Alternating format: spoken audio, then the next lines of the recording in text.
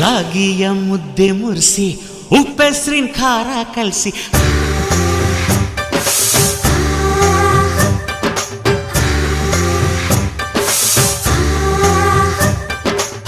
ರಾಗಿಯ ಮುದ್ದೆ ಮುರಿಸಿ ಉಪ್ಪೆಸರಿನ ಖಾರ ಕಲಸಿ ರಾಗಿಯ ಮುದ್ದೆ ಮುರಿಸಿ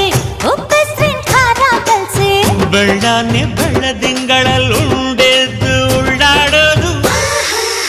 ಬಣವೆಯ ಮೆತ್ತೇಲಿ ಗಂಡನ್ನ ಮುದ್ದಾಡೋದು